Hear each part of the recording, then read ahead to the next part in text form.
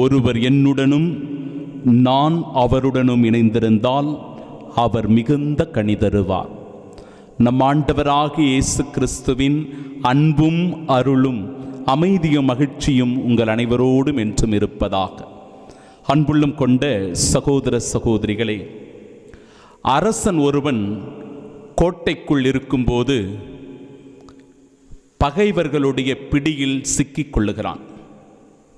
அவனுடைய கோட்டையை முற்றுகையிடுகின்ற பகை நாட்டு படை வீரர்கள் எல்லோரும் மிகுந்த அச்சத்தை அரசனுக்கு ஏற்படுத்துகிறார்கள்.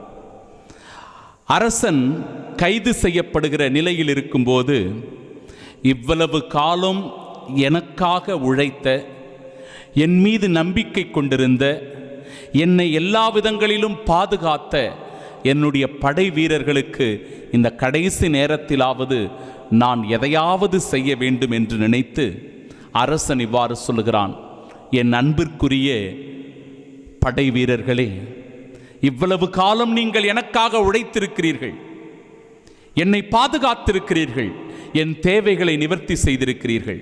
இதோ பகைவன் என்னை சூழ்ந்திருக்கிறான். எதிரி நாட்டினுடைய படை வீரர்கள் முற்றுகையிட்டு என்னை கைது செய்ய இருக்கிறார்கள். எனவே நான் உங்களுக்கு கட்டளையிடுகிறேன், என்னுடைய இந்த அரண்மனையில் விலை உயர்ந்த பொருட்கள் எல்லாம் இருக்கிறது. இதோ உங்களுக்கு வேண்டிய மட்டும் எடுத்துக்கொண்டு எப்படியாவது நீங்கள் தப்பி ஓடிவிடுங்கள், நான் கைது செய்யப்பட போகிறேன் என்று சொல்லிவிடுகிறார்.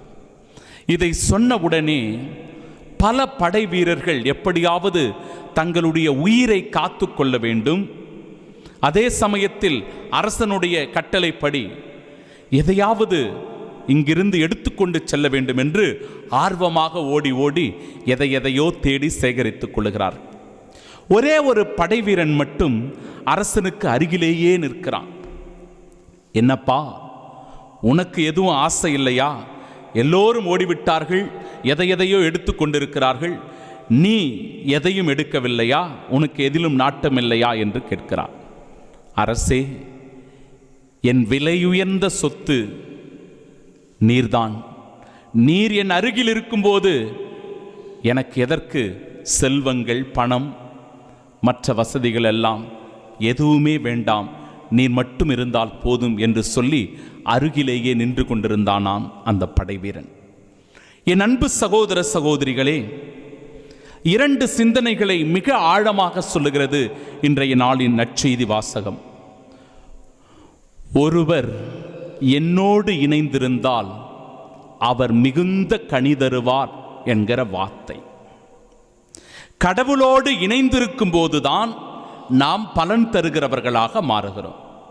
கடவுளை விட்டு நம்மால் ஒன்றும் செய்ய இயலாது. எப்படி ஒரு கிளைகளோடு பிற கிளைகள் எல்லாம் இணைந்திருக்கிறதோ, அல்லது ஒரு மரத்தில் பல கிளைகள் இணைந்திருந்தால்தான் அந்த கிளைகளிலிருந்து பசுமையான இலைகளும் பூக்களும் காய் கனிகள் எல்லாம் வருகிறதோ, அதுபோல மனிதர்களாகிய நாம் இறைவனோடு இணைந்திருக்க வேண்டும். இறைவனோடு இணைந்திருந்தால் மட்டும்தான் உண்மையான பலன் தருகிறவர்களாக இந்த உலகத்தில் நம்மால் இருக்க முடியும், வாழ முடியும். உடலில் பல உறுப்புகள் இருக்கிறது. கண், கை, காது, மூக்கு, கால், இப்படி பல உறுப்புகள் இருக்கிறது. இந்த உறுப்புகள் ஒவ்வொன்றும் தனித்தனியாக இருந்தால் அதனால் செயல்பட முடியாது.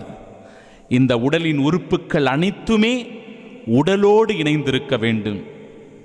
உடலோடு இணைந்திருந்தால்தான் அது செயல்பட அல்லது இயங்க ஆரம்பிக்கும்.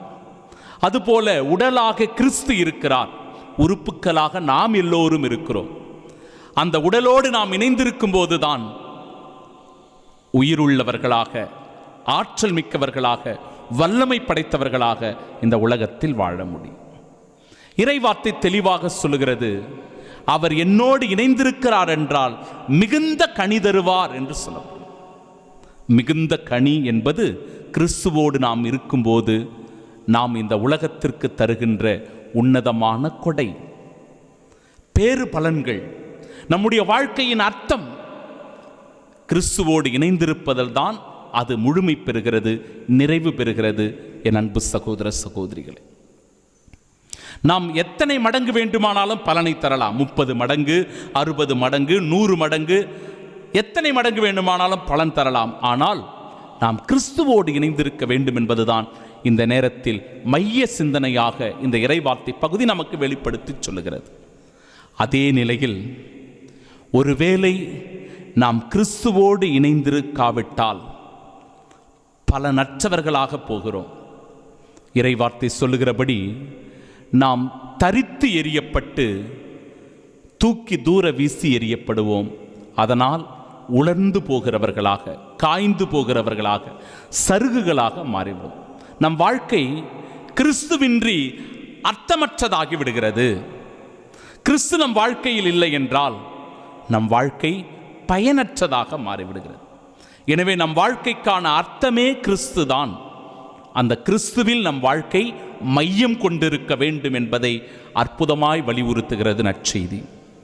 அதுபோலவே இன்றைய நாளின் முதல் வாசகத்திலும் பவுலும் பர்னபாவும் இறை மக்களிடத்தில் சில கருத்து வேறுபாடுகள் வருகிறது, முரண்பாடுகள் வருகிறது. குறிப்பாக விருத்த சேதனம் பற்றிய கேள்வி எழுகிற போது அவர்கள் மத்தியில் சலசலப்புகளும் கருத்து வேறுபாடுகளும் வருகிறது. இந்த நிலையில்தான் நாம் கிறிஸ்துவோடு இணைந்திருக்க வேண்டும், கிறிஸ்துவின் அன்பில் நிலைத்திருக்க வேண்டும். அந்த கருத்து முரண்பாடுகளை எப்படி சரி செய்யலாம்? மூப்பர்களோடு, பெரியவர்களோடு, திருத்துதர்களோடு இணைந்து இப்படி கருத்து வேறுபாடுகள் வருகிற போது, சஞ்சலங்கள் ஏற்படுகிற போது, சந்தேகங்களும் குழப்பங்களும் வருகிற போது ஒன்றாக அமர்ந்து எப்படி அதை சரி செய்து கொண்டு நாம் பலன் தருகிறவர்களாக மாற முடியும். அவர்களுடைய நோக்கம் நற்செய்தி அறிவிப்பது, நற்செய்தி அறிவிப்பதன் வழியாக இந்த உலகத்தில் விண்ணரசை கட்டி எழுப்புவது, இறையாட்சியினுடைய விழுமியங்களாக வாழ்வது. அதற்கான அடித்தளம்தான் இதோ பர்னபாவும் பவுலடிகளாரும் மேற்கொள்ளுகிற முயற்சி. நம்முடைய பணி வாழ்விலும் அல்லது நம்முடைய அன்றாட வாழ்க்கையிலும் நமக்கும் சில சோதனைகள் வரும், துன்பங்கள் வரும், சஞ்சலங்கள் இருக்கும், குழப்பங்கள் ஏற்படும். அப்பொழுதெல்லாம் நாம் கிறிஸ்துவோடு இணைந்திருக்கிறோமா? கிறிஸ்துவின் அன்பை உணர்கிறோமா? கிறிஸ்துவனுடைய இரக்கத்தில் வாழ விரும்புகிறோமா? சிந்தித்து பார்ப்போம். அப்படி இருக்கிறோம் என்றால் கிறிஸ்து நமக்கு வல்லமையை தருவார், ஆற்றலை தருவார், நம்பிக்கை ஊட்டுவார். அதன் வழியாய் எல்லா பிரச்சனைகளையும், சோதனைகளையும், துன்பங்களையும் வெற்றி கொள்வதற்கான ஆற்றலும் மன வலிமையும் நமக்கு கிடைக்கும் என்பதில் ஐயமில்லை. ஆமீன்.